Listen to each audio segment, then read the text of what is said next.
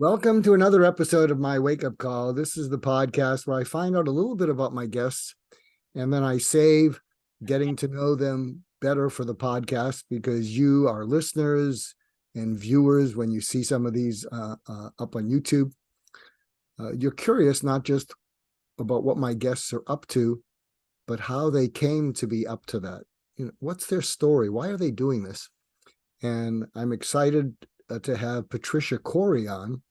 She's the author of Hacking the God Code, The Conspiracy to Steal the Human Soul. I'll say that again, and I'm going to say it at the end because we want you to check it out. Hacking the God Code, The Conspiracy to Steal the Human Soul. She's internationally acclaimed author and thought leader who's been sharing her wisdom about the human condition and the enlightenment of civilization for almost 3 decades. She's a system buster, freedom fighter, and warrior for truth, justice, and the liberation of humanity.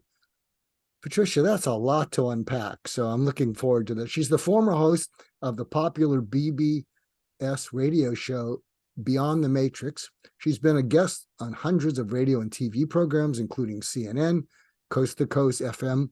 She's previously published 13 books in over 22 languages, including The Cosmos of the Soul, Atlantis Rising, No More Secrets, No More Lies, and The Emissary. And you can find out more about her at patriciacori.com, and we'll talk about how to reach her at the end of this. Patricia, I would say no man is an island, but you're a woman who's an island, aren't you? Yeah, it's funny, I'm out here. I live in the Azores Islands, which is only recently starting to become popular. When I first moved here, well, it's a long story, but I first came here because I wanted to swim with dolphins in the wild, and this was one of the places where you could really get in with the dolphins. Not like Egypt where they come in every day. They're used to tourists, but really jumping off a boat and swimming with dolphins. So that's what brought me here. And I decided this is where I would end up. So years later, after that first encounter, I broke up with my man in Rome where I lived and came here and settled here. So I'm in between the southernmost part of the southwestern part of Europe, which is Portugal, and North America. The Azores is kind of like right in between those two continents, right in the middle of the Atlantic Ocean. So it's funny living on an island. It's a kind of a vulnerable feeling for a certain reason, because it's a small island, the weather rolls in, and you're just kind of like, okay, let's see what Mother Nature has in store. But it's a beautiful place. It's very primitive, underpopulated, gentle people. I really love it here. Wow. Wow. Listeners, after you listen to this, let's all go find out where the heck this is and live vicariously through Patricia. And I think there's going to be a lot of reasons to do that. So I will ask you what I ask all my guests, which is, what is most important to you? And how did that come to be so important? I am a psychiatrist and curious about how people started out in life and what influenced them, and then what happened along the way that lands them in what they've done and what they're doing now. So I wrote a book called Just Listen, and I have it behind me because I often do a lousy job of it, but I'm going to do a good job of it with you, Patricia. Thank you. All So, right. Well, I'll go way back to what's important to me, which is the first part of your question, and that is empowerment. Empowerment of myself, empowerment of other people. And that means in every way I possibly know how, I am committed to helping the other find that balance, that power, that strength against whatever forces want to deter us. And this comes from a childhood where I was blessed. I had an extraordinary mother and not a great father. And it's funny because when I used to teach workshops, I would ask people, okay, how many of you have had 2 extraordinary parents? And I think one or two hand. No, I'd start out with, how many of you have had horrific problems with parents? Anybody with a good parent? Anybody with one good parent? And people put their heads down. How many of you had two great parents? And it was so funny because those were the people with the most psychological problems, which I think you might even relate to. That is that nobody has, as far as I've experienced, two wonderful parents, but I had one, and that was my mother. She was my guiding light and my hero. And she was very, very strong character, very funny, very self-assured. And despite her unpleasant, let's say, marriage for her was some kind of karmic connection. She divorced and married my father 3 times. She said, at the 3rd time, I said to him, why don't we call it quits? I think we've done this thing to the hill. So she was my role model. And that was, be a strong woman, be independent. And that is who I am. And so here I am now. I'm 71. I've been dedicated to a spiritual life all my life. I'm an adventurer. I've been in many places in the world. I've led people to sacred sites on sacred journeys. And now that I'm 71, I'm single, which is after a 30-year relationship, a loving relationship. I'm now single. And somebody said, well, if you want to find somebody to be in your life again, you're in the wrong place. And I said, no, I'm in the right place. I want to be single. This part of my life, I'm enjoying this relief from the entanglements that relationships are and the problems that go along with it. It's just nice to be walking my talk as far as being a strong, independent human being. And as far as what is I don't remember how you worded the rest of the question, but my pretty much my mission in life has been a spiritual path. I've worked as a healer. I opened the first New Age spiritual center in Rome, where I lived for 30 years. It was the first. And then I started writing, I got published, and the rest is history. 2.5 decades, oh my God, of writing books. This is my new book is, I think, my 13th or 14th. I've lost track. And, just doing what I can to make the world a better place and walking the talk by being a better place in my own life. Spiritual center in Rome.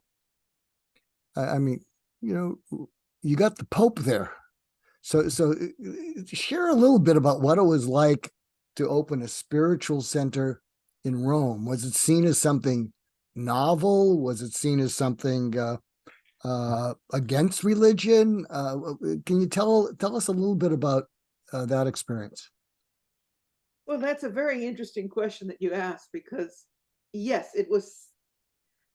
I had clients that were expats, so that there were people that were open-minded. But the interesting thing was, one day, not so long after I opened the door of this center, and it was in an apartment building, so it wasn't like I had a street front with, psychic medium, enter here. It was low key. And one day I opened the door and there was a priest standing at the door. And he was rubbernecking, looking in. And I said, can I help you? And he said, what is this place? Very threateningly. And I said, it's a healing center. And he said, who are you? I said, excuse me, who are you? And he might as well have blown him away, because in Rome, it's just the center of the Vatican, the priesthood is authority, severe authority, sometimes stronger authority than police. How dare I say, who are you? He said, I'm Father Pedro from I don't remember his name, from the local parish. And I said, Father, normally I would invite you in for tea. I said, but you're being very accusatory here. I'm not comfortable with how you're behaving, so I'm going to have to close the door. Here's my card. If you'd like to make an appointment, I'd welcome you back. And I closed the door in his face. So that was an act of independence, to be sure. But yeah, it was quite a challenge. I think that you didn't even hear about yoga in Rome at that time. And here I was doing psychic healing, crystal work, teaching courses. I had different kinds of healers working there.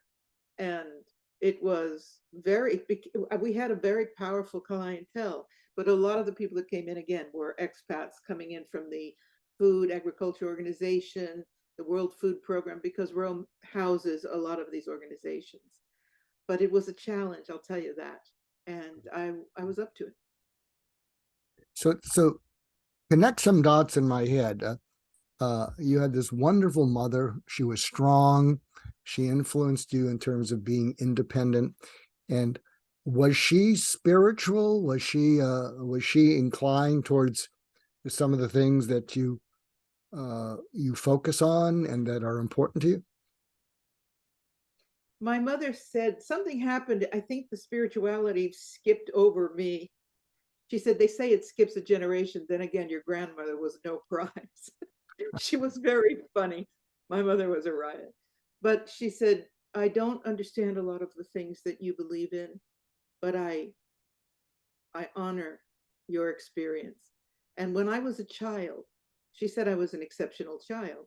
And I said, what did you mean by exceptional? She said, when you were 4 years old, you came in from the garden and you looked me in the face. We're Italian, so she was busy cooking as usual.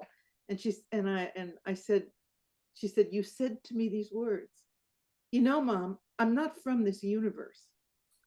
Now, bear in mind, this was in the 50s, and in the 50s, this wasn't popular language.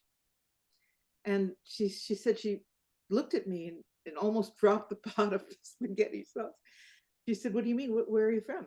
I said, I'm from another universe, a parallel universe, but you're not ready to know about that yet. So I'll know when it's time. And I walked back out to my fort in the garden. And she said, I was so perplexed. And she said, I have to admit, it scared me a little bit.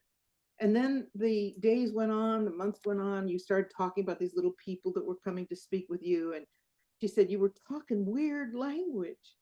And I do believe a lot of children are having contact with other dimensions and then they get talked out of it. But my mother was so loving and so generous. And she said, look, as long as you want to talk to me about these little people, it's cool. But we can't talk to your father about it because he's not going to understand it. So let's keep it our domain. And so I was allowed to grow up in full awareness of my own psychic abilities, which are strong, and in contact with spirits and things like that, thanks to my mother. So this is one of the reasons why I hold her in such regard, because she celebrated and nurtured who I was, even though she didn't understand. So continue that journey, because you've intrigued me, you've intrigued our listeners, and you have a mother who is may not understand you, but she loved you and honored this path that you were on. And so continue the journey, because did you buck up against the conventional world that might not have understood it or embraced it, or did you keep it private until you fully expressed it because it was bursting from inside you that, this is who I am and I'm just going to go with it? So tell us about that.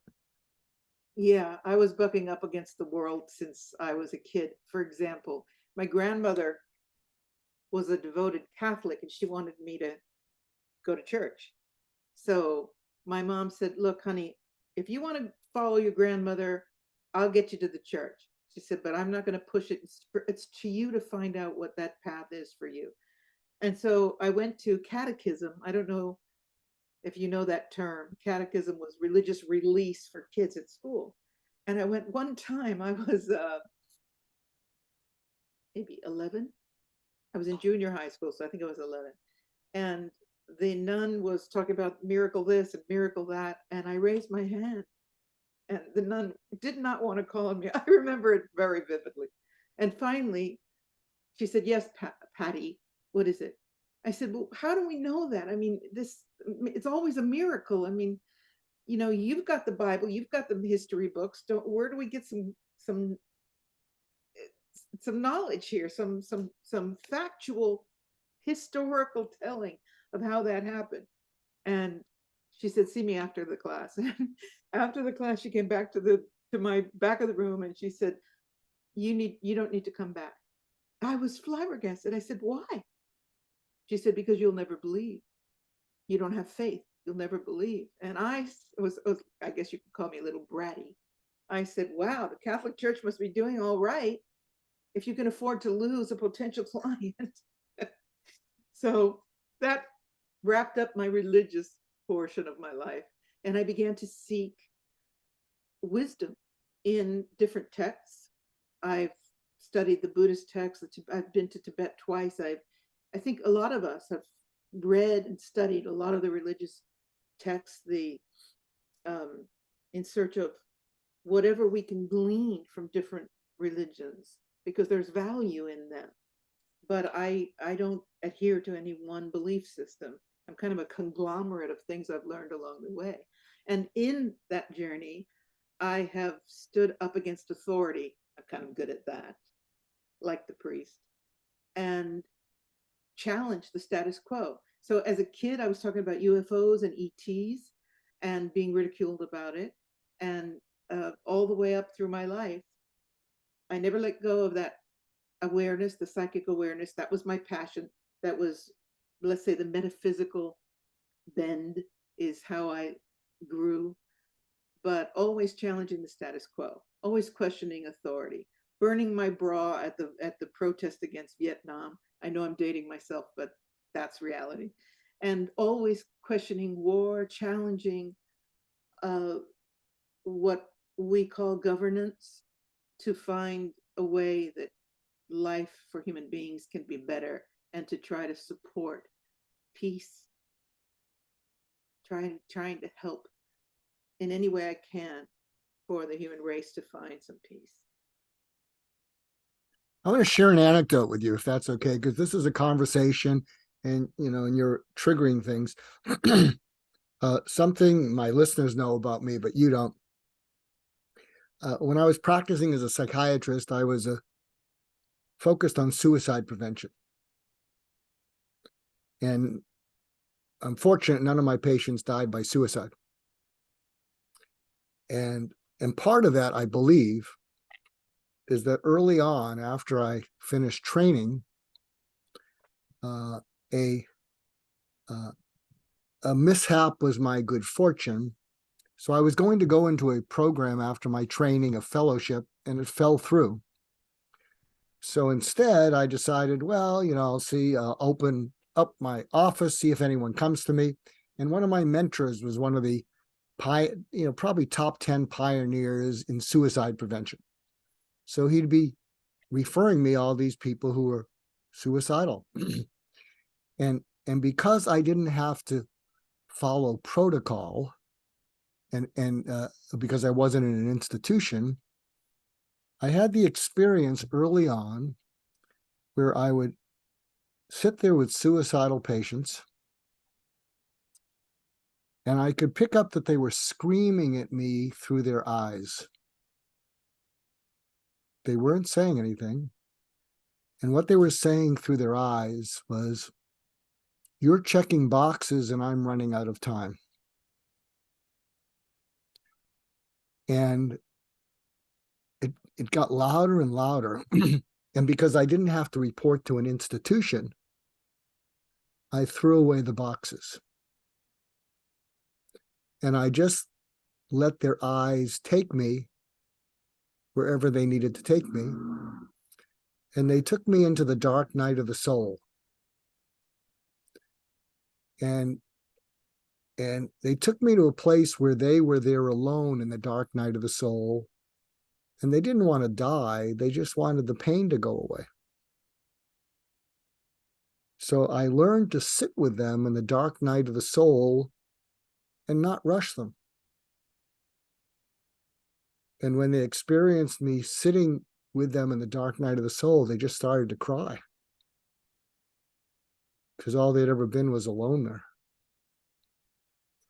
And when they started to cry, it was like an abscess draining. and they started to heal. And in the past few years, I've given it a name, surgical empathy. So I'm sorry that I shared that with you. I'm not really sorry, but given what you picked up, and I'll share something, and maybe you have a parallel.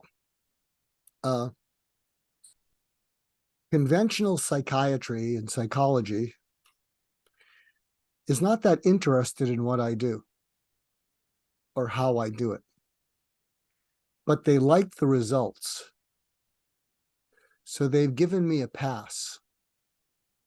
Well, you'll see people and they get better, and so you can do that, but we don't want to know what you do because we have all these approaches and we got to fund them. And some of these people would send me their kids, and I'd say, well, why don't you go send them to your program? And they would say, we don't have your track record. I'm worried about my kids. And so I never scaled it. So I was never someone, oh, let's build this into an empire. I just say, send me your kids. Good for you. And so at this stage of my life, I'm trying to share, who will ever listen. Well, how do you break through to someone in the dark night of the soul? And so, so when I'm on podcasts and I'm a guest, I talk a little bit about that because that's what I want to share with the world in the time I have left. But I'm just sharing that with you because there's some parallels, that I'm not trying to fight the world. I don't like injustices. I mean, I will fight that. And but I see people falling through the cracks. And I just have to grab them by the nape of the neck and say, you're not going anywhere. So can you relate to any of what I'm saying? Because I'm going to shut up now since it's your podcast. No, it's ours, and I'm so grateful that you have me on. I really identify with what you're saying because I'm an empathic psychic, and I work individually with people too. And although I'm not a licensed anything, but people seek consulting with me, and inevitably, as soon as I start the session, they start to cry. And they say, I don't know why I'm crying. And I know why they're crying. It's because there's a maternal energy, I think, that's coming from me that they just feel safe for that moment. And it's always the same. They always start crying. And as these tears fall, they always say, I don't know why I'm crying. I said, just crying is wonderful. You need to let yourself cry. It's the body knows exactly what to do with pain. It's washing away the pain. And it always blows me away how much pain so many people are in. Especially now, I think. And even in my small way, I've dealt with people who are suicidal. In fact, in one session I had last year, this man said, I'm getting ready to shoot myself. It was, and I'm not qualified as a psychiatrist. I said, okay, we were, on a Zoom call. He said, I'm done, Patricia. I said, but then why are you reaching out to me? And he said, I don't know. Somehow I just feel like you can comfort me before I do this. I've got a gun and I'm going to shoot myself.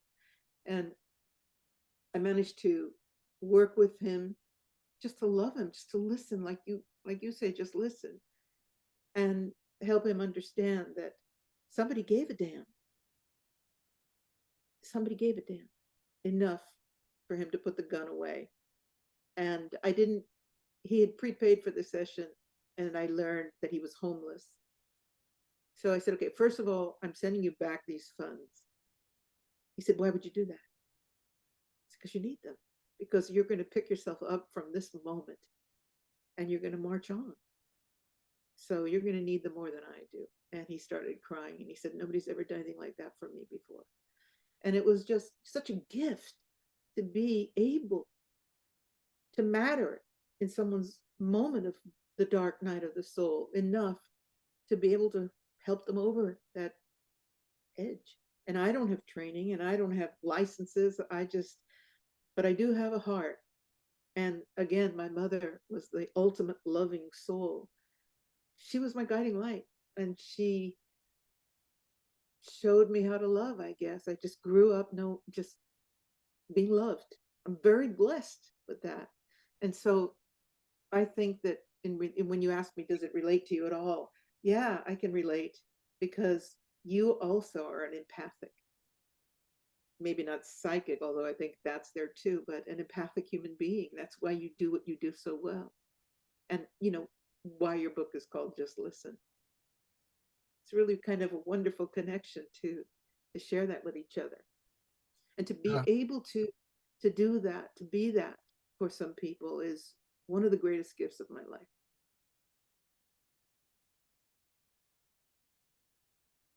What's your experience right now? In my hope is that in my sharing my story and you're sharing yours, that you're feeling understood as opposed to being interviewed. I feel it, absolutely. Can't you see by my expression? I see it in your eyes. Yeah, it feels warm and wonderful. And I think that, what to say? I just think there's a humanity. We need to find more humanity. We have been divided. We people have been divided by every possible ideology, deliberately controlled that way, controlled division, fearing each other, hating each other. It's just insanity. And that we need to get back to our humanity. I always tell people, if tomorrow some ETs landed in the White House lawn, wouldn't human beings stop looking at the other guy and saying, oh, you're black, you're white, you're green, you're Jew, you're Italian, you're communist, whatever, and think, oh my God, we're humans. This is a whole new paradigm. We're humanoids, and here we have this other thing that could be something to hate or embrace. But the idea of that is that it's time for us to fight back against this conjured division. It's so obvious to me, and it always has been, but now it's the language, the pronouns, which I talk about in my book very openly. I refuse to obey these rules of division. I refuse to use the pronouns. I refuse to be politically correct. I'm a human being, and you're my equal. You're my mirror. The other is my mirror, not my enemy. So I think when you ask me that question, it's like, here we are, we're two human beings sharing experience. And that's a beautiful thing. And I know that the people that are listening are feeling that communion. So can I offer an insight into this this thing that you have that causes people to cry? Yeah. I really like the energy, so I don't want to take away from that, because we're developing sort of an intimate momentum here, and something that you're welcome to use if if you like it, is that I think a lot of people suffer from disavowed yearning. And what that means is that we're born whole, and then the world starts nipping at us. And we have a hunger to feel whole again. And it wasn't to be had from our parents, or the environment. But many people happen upon achievement, and they get a pat on the head with conditional love. Oh, that is good. We like that you hit a home run. Oh, we like that you got an A. Oh, we'll give you a trophy for getting a D. We like that. And so a lot of people get seduced into achievement, but down deep, there's an emptiness and a resentment but would you still love me as much or even more when instead of achieving, I'm just plain hurting inside? But, if it's not to be had in the world, we disavow needing it. Oh, it hurts less if I convince myself I don't need it. But as people go through life, especially when achievement is empty, there's that hunger for that connection that's unconditional. And I'm guessing that when people come in, they just pick up that, I don't know what you're doing, Tricia, Patricia. I feel safe with you. I don't know what you're doing, but I don't think I have to perform with you or for you to get that safety. And I don't know why you're doing it, making it safe for me, but I'm taking it in. And as I feel safe, I start to cry because I guess I just don't feel safe anywhere. So do you follow me? That they disavow needing it. And then when they come in, if you go to my LinkedIn profile, which is a moving target, my latest iteration is Free Your Mind Coach. Now, LinkedIn is businessy, it's not spiritually. And in the about, it says people hire me when there's something eating away at them, thoughts that are eating away at them, and they can't stop it, and they don't tell anyone. And it's starting to impair all kinds of things. And so when people open up, and it's not rocket science. I mean, they pick up an attitude with you and with me. And part of my approach is, yeah, I understand that's why you think you're here. Why are you really here? Come on, what's really going on? Nah, no, no, no, no, no, no. There's something else, and if you can do that and make it safe for people to open up, they reach a point that they don't tell other people. I think I might be crazy. I think I'm broken and it can't be fixed. Whatever the heck it is.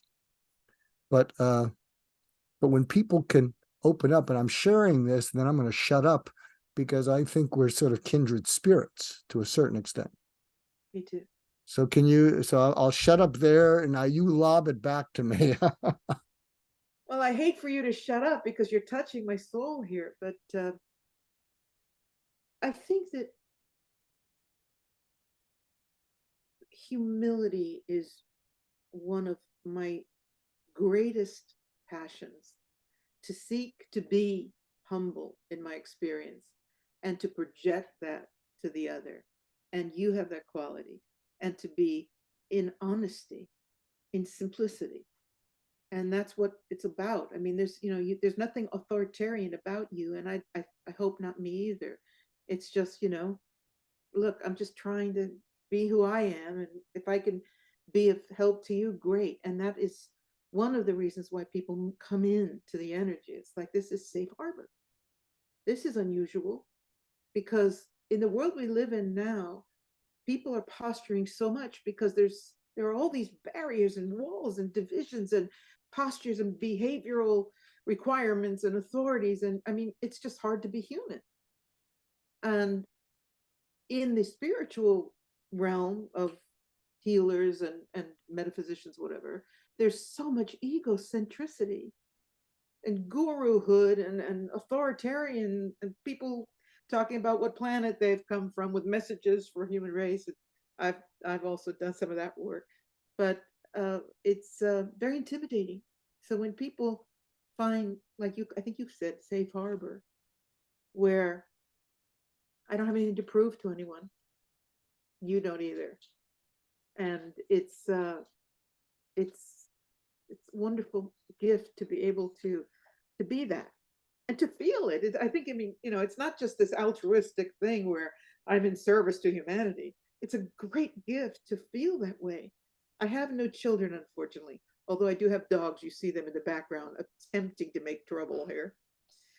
But I wasn't gifted with having children. So in a way, I have this, people call me Mama Bear. It's the weirdest thing, but even people that have never heard anybody call me Mama Bear call me Mama Bear. And so I've got this second name, Mama Bear, across the wires. And I love it. It feels right. It fits me. And it's a great, warm feeling. But yeah, I think that being humble and simple, keeping it simple, is what being human is all about. You're a lovely human being. Thank you. So are you. Isn't it wonderful that we've connected? I believe so. It was my great fortune, and I'm. You triggered something about the gurus. Every now and then, people will say, "Oh, I know so and so, and they should meet you, Mark, with your suicide work and all that." And they've made attempts, and the person will say, "Oh yeah, I'd like to meet Mark. Oh yeah, that's really important what he's doing," but they never follow through. And I tell the introducer, I'm not going to chase them. And then what I shared with one person who's really been pushing some gurus to meet with me is I said, I could be wrong, but when I talk with gurus who are great at scaling their gurudom and selling product, I make them uncomfortable. I remember one of them, he was just honest. He said, "You're for real. I just know how to grow an empire." Oh, wow. I'm human. I say, "Oh, it'd be nice to grow an empire, but I'm not willing to make the sacrifices to grow an empire. It'll be too big a cost." But but it's interesting. So I've never scaled, but at this stage of my life, I'm going to be 75, and I'm just trying to share a little bit of, well, you worried about your teenager? This might get them to open up to you, and but when they open up and they start crying, don't get scared away. It's good. They feel relief. So I'm just trying, whatever time I have left in my life, I'm just trying to share these things in various ways, and I'm very glad we met. I'm very glad too. I hope that this is the beginning of more connecting. I think there's a good chance of that. Great. Uh, Well, I do want to say one thing about the guru idea, and that is I struggle with the fact that so many people are so desperate to find guidance that they fall into the traps of these guru people who have either got a system or a product or an ashram or an obedience training program, where a lot of them, in the real sense of guru, where people are turning over all their goods, earthly goods, to wash toilets in India. But that's the extreme. But then there's also people that are adhering to a mindset, to a program that, can't think about anything negative. You got to stay in positive light. This is the guru's mantra. And I'm like, look at the darkness, look at it, because the minute you start fearing it, it's gotcha. So look at everything. You don't have to buy into any mindset. The world is your oyster. This dichotomy of experience, this polarization of energy, is there for us to sample all of it, to understand all of it. And that the ultimate, when I told you at the beginning, for me, empowerment is the ultimate thing that I'm working on. It is to help people dive into it, explore it. Don't follow any system of how you're being told what to believe, how to believe it, how to follow a path, religious or spiritual or other, and to be sovereign, to be sovereign, and in that experience of your own humanity, to know, this is another area of conversation, that you're an infinite being. I personally, I don't know about you, but I personally believe that the soul is infinite, and that this journey, this difficult journey through life, is just a tube, a density that we pass through from spirit to this, into this, through the mother's birth canal, into this density of life, and then back out again. And that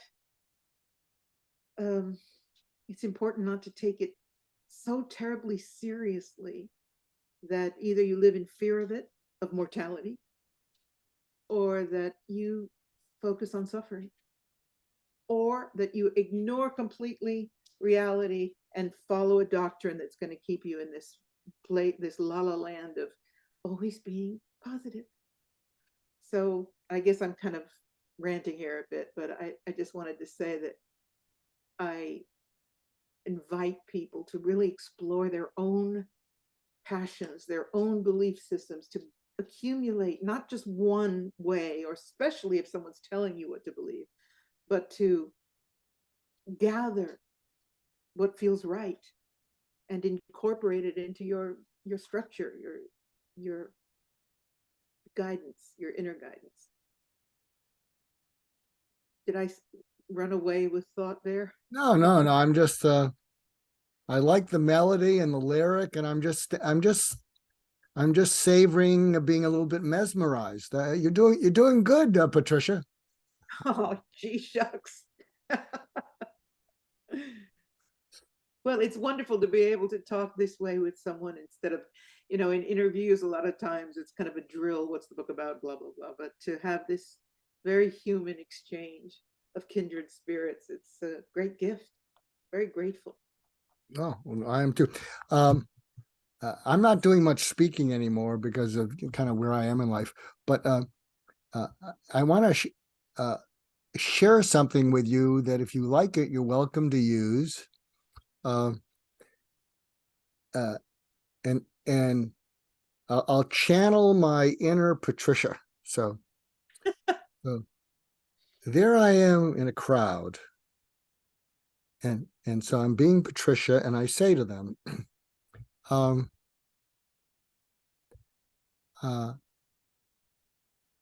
many of you are skeptical or cynical? A lot of people raise their hands. Say, well, tell me if you agree with this. A skeptic is someone who is reluctant to believe. A cynic is someone who refuses to believe. A skeptic is someone who once believed and was disappointed. A cynic is someone who once believed and was deceived and betrayed. But deep inside, all of you skeptics, and even most of you cynics, is a deep, deep hunger to believe again. But you want to be able to believe without the fear of being disappointed or deceived or betrayed, because not believing in anything will keep you safe, but it'll take away feeling alive.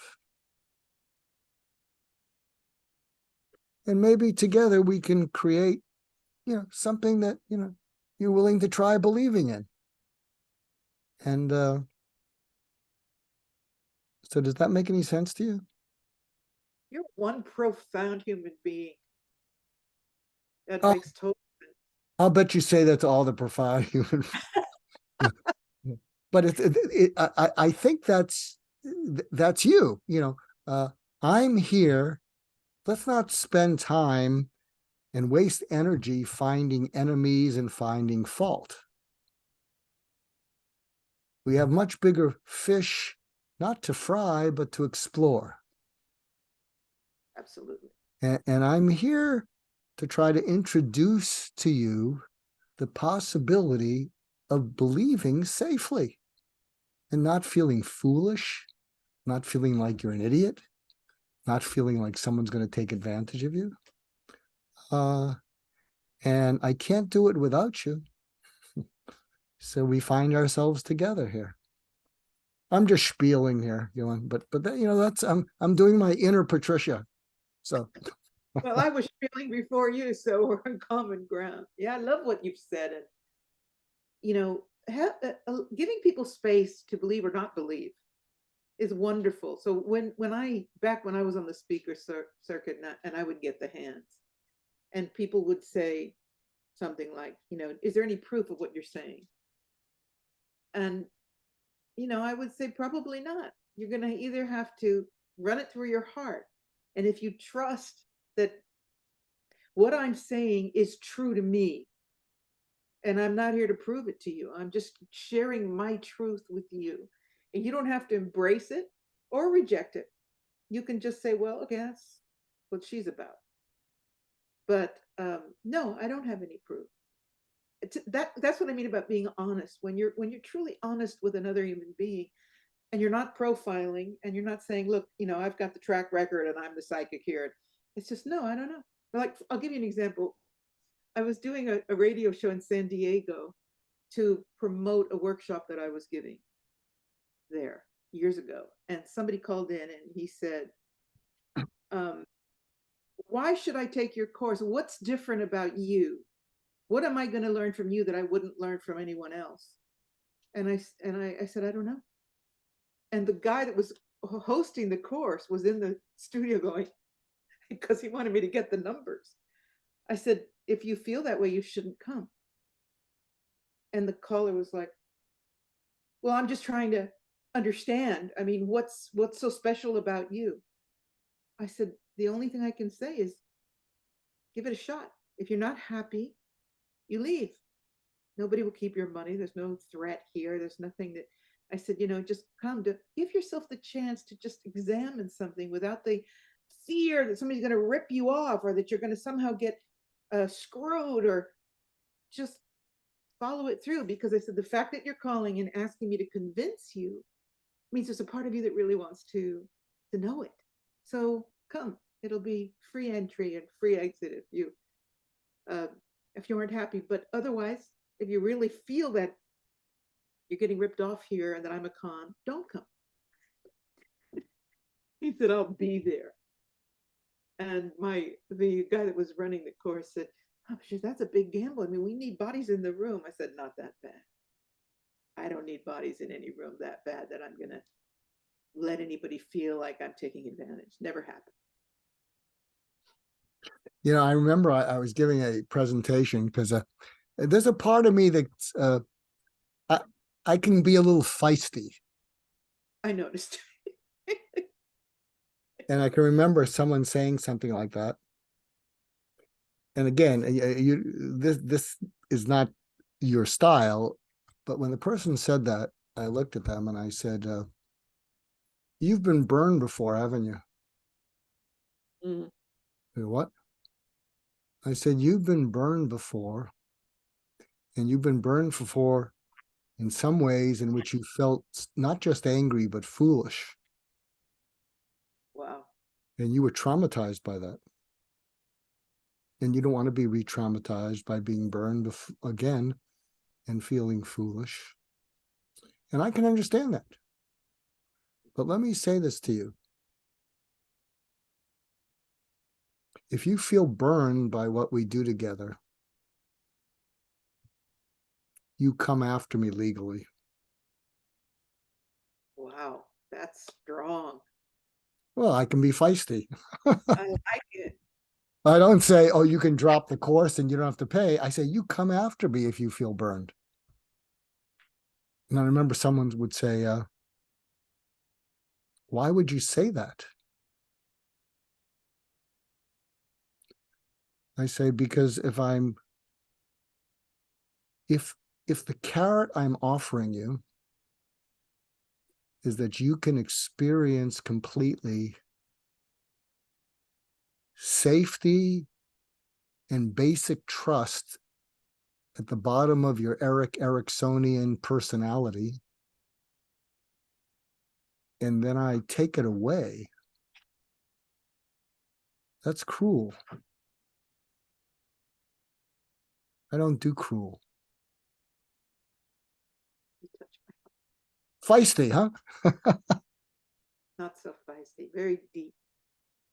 Yeah, I've never had anybody ask for their money back. So I can say that comfortably that, you know, if you're not happy, you can walk away. And that's also part of the building trust and safe harbor. It's like, you know, there's nothing that I'm trying to take from you, just like you said. I'm not trying to take, I'm trying to give. And the paltry fee for you to take the course is not going to get me a yacht. Trust me. So it's been a wonderful experience. I've done so many courses and along the way. I mean, from the center in Rome, it's called Lightworks, to then starting the work with doing all the writing and all the courses and sacred journeys, taking people on miraculous, really miraculous journeys, magical things.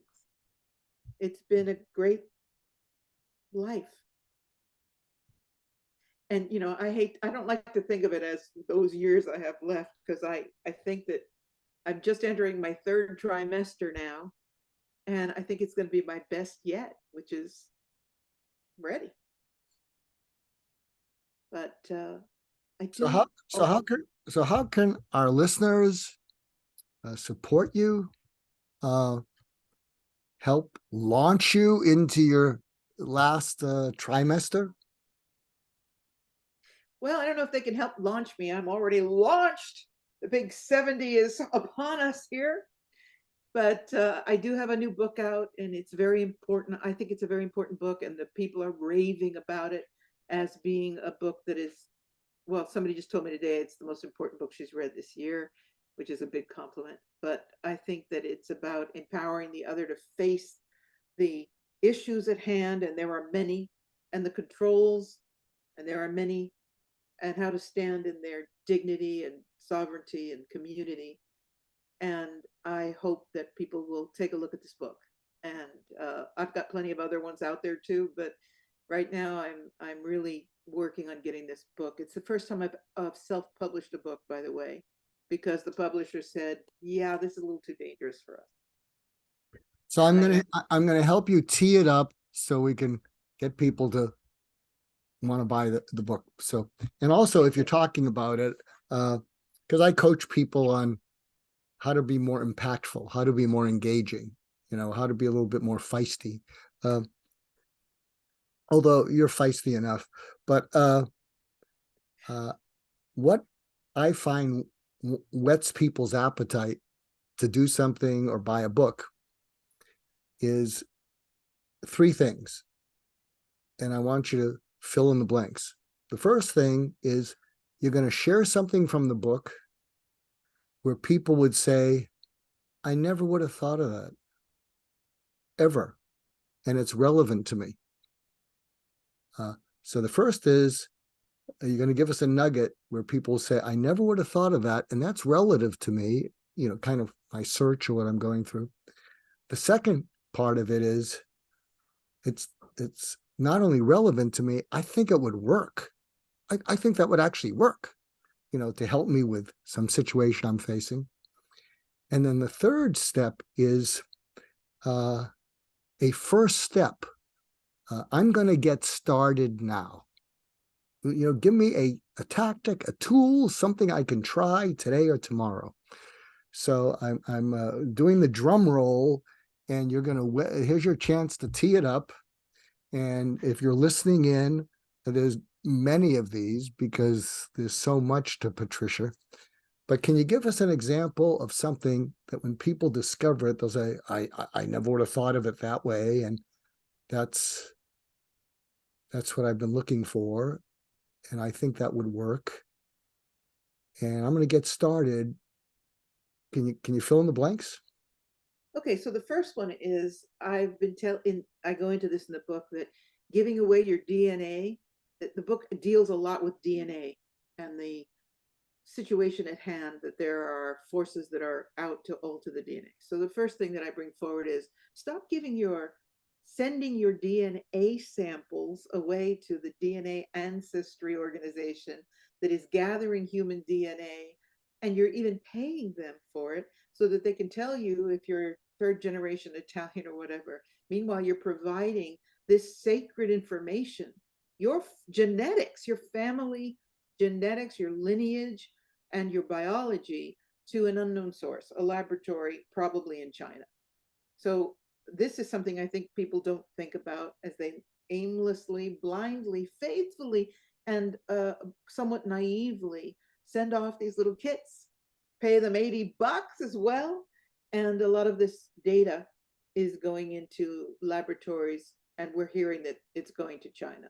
So my first message to people, think about that. Think about the sanctity of your being and the sacredness of your biology and the DNA and how to protect that.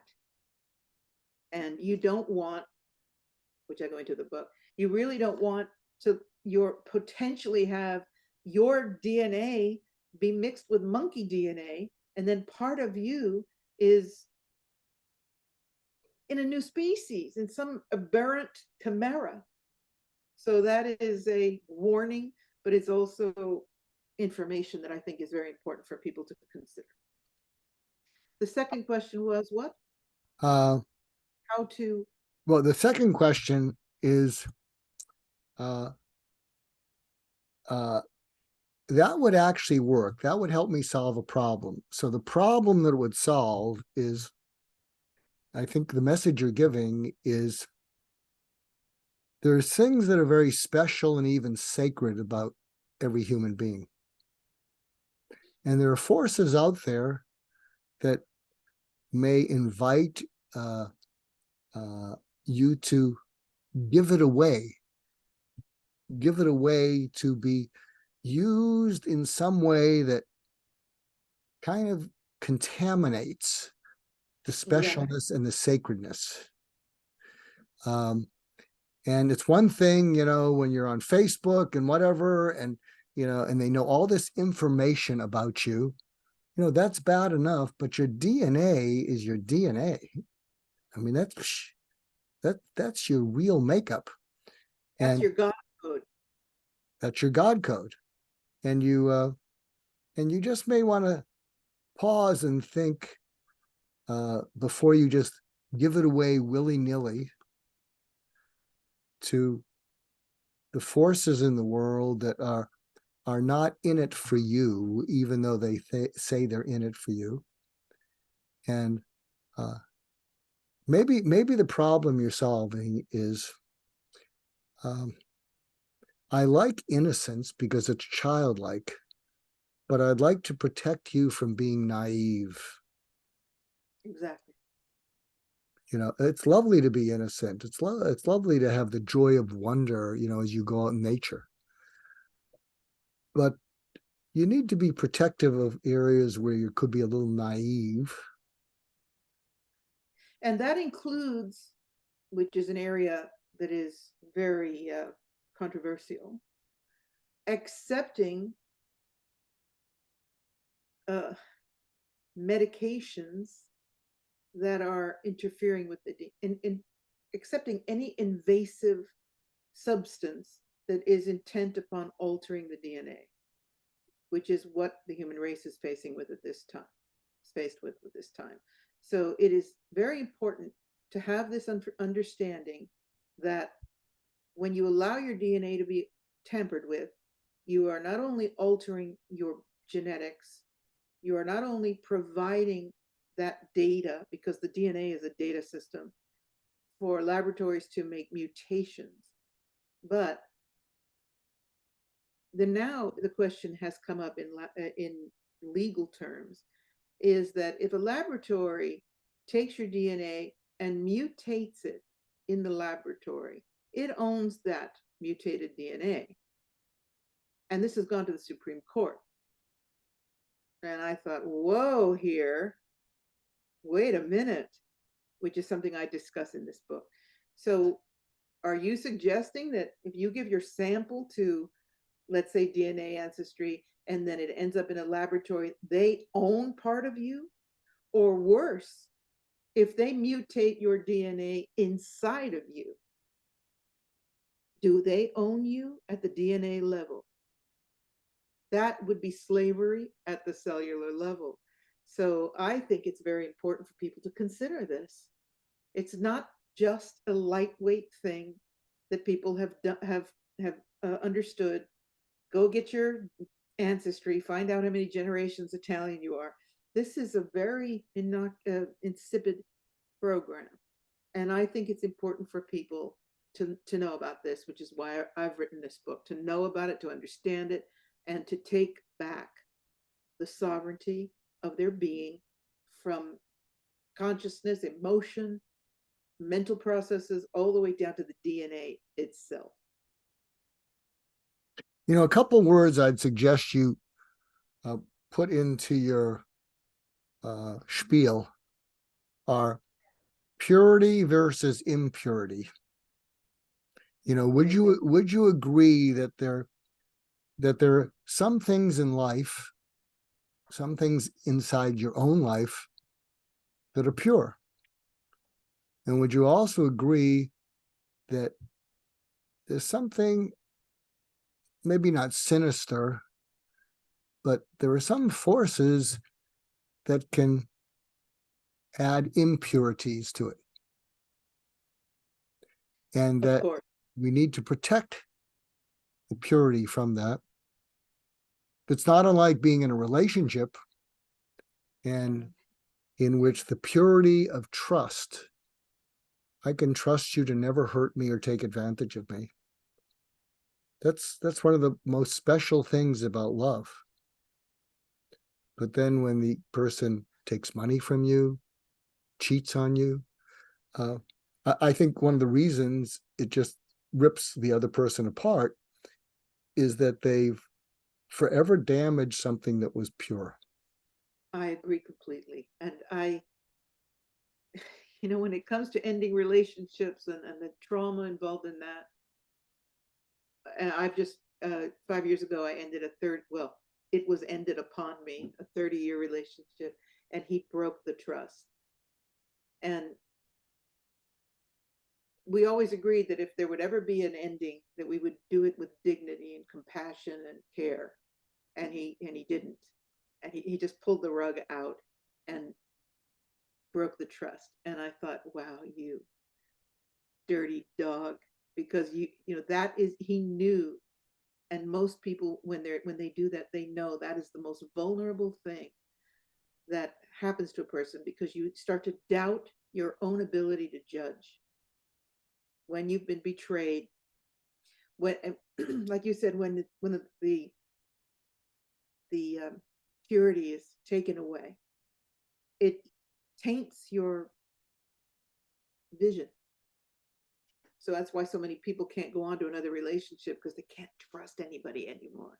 But it's really a very painful thing to have been in that nest where you trust someone, something, and then it gets pulled away. And I think it's so, so, so important. That's very true. So we need to put to be continued in our conversation, and we will continue it. So in the interest of time and hacking the God code, where can people find out more about you and the book? My website is simple. It's Patricia Cori with an I.com. The book is Hacking the God Code, and it is available everywhere. It's online bookstores. And in your bookstore, if they don't stock it, you can ask them to order it for you, and they will. So. And I'd encourage you to check out Patricia's website and the book. I think it's also instructive to us that something I'm going to think about is I take pleasure in innocence, but I don't want to be naive. It's like, here's something you can relate to because you're an empath. I really like being needed. I can't stand being used. I hear that. I know you do. I loud and clear, Mark, loud and clear. And It's like I give and I give and I give, but don't take. that's right. That's right. Yeah. You know, I wrote a column on, you know, the difference between givers, takers, and receivers. So, you know, I seek to find givers who's, you know, they're naturally reciprocators. That's just who they are. In fact, they have trouble receiving unless, how can I help you? And they really mean it. They're not just, and then there are the receivers who are happy to receive, but you have to ask them for something. and then and then with zero enthusiasm, they will delegate to their assistant, oh, I promise so and so, such and such. Can you put up one tweet for them? And then, you know, then on to the next one. So there's a lot of receivers in life who are happy to receive, but they're not exactly givers, but they're not takers. And then the takers, one of the ways you can tell a taker, and again, I'm a little feisty and, you know, I probably flirt with being passive aggressive, but when I think I'm dealing with a taker, in fact, there was a book I was going to write, but it's so unspiritually me or you. But if you're listening, this is a bestseller.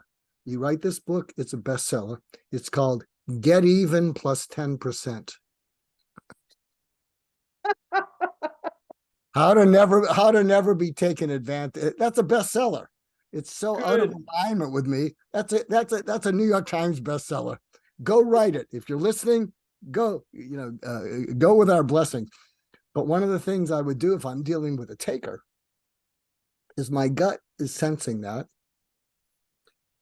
And I always have something, and I don't naturally ask for anything, but if I'm dealing with a taker, I always come up with something to ask of them. Oh, that reminds me of something you could do for me. And I pick something that's in their power. You know, it's not extreme. And a real taker will say, no, I don't think I can do that. Well, how about this? I don't think I can do that. And I would then say to them, you know, one of the kinds of people that I can't stand are people that give something and then they take it away. And I just became that person. So everything I said I was going to give you, nada, no, forget about it, goodbye. Well, but you agree? No. I gave you every chance to, you know, reciprocate, and you failed. So all that stuff I agreed to, it's off the table, Goodbye, bye. But you, no buts. Hey, have a good life. It's not because I'm never going to see you again. That's a little feisty. We're very similar types, you know. My attitude is when I slam the door, I really consider myself one loving human being. But when I'm wronged, especially when I've been betrayed, this steel door slams down and the love is over. And I really don't love that about myself. But it's just I know boundaries. And these are my boundaries. You can make a mistake, one, but taking or betraying, these are my boundaries, and then I'm done. So you can never do this, Patricia, because I'm a few feisties above you. But there's I remember one situation where it was just I was dealing with a dyed-in-the-wool taker. And then I said, well, it's off the table. Well, how can you do blah, blah, blah? I said, I have good news and bad news. And they said, what? I said, here's the good news. I don't wish you dead. Oh, wow. The bad, that's the bad. That's the good news. The bad news is I just wish you away. Go. Yeah. Don't go away, Matt. Just go away. Yes, you're definitely a few phases feistier than I am, but I'll catch up. I believe that. So anyway, if you're listening in, I'm sure you're thinking to yourself, Patricia, welcome to the My Wake Up Call podcast. Mark's a little bit off the, off the reservation, but Mark was certainly, he loved meeting you. Oh, what a sweetheart. Same here, Mark. Thank you. It's been a joy, a real joy. Yeah, stop hiding out in the Azores, okay? The world needs you.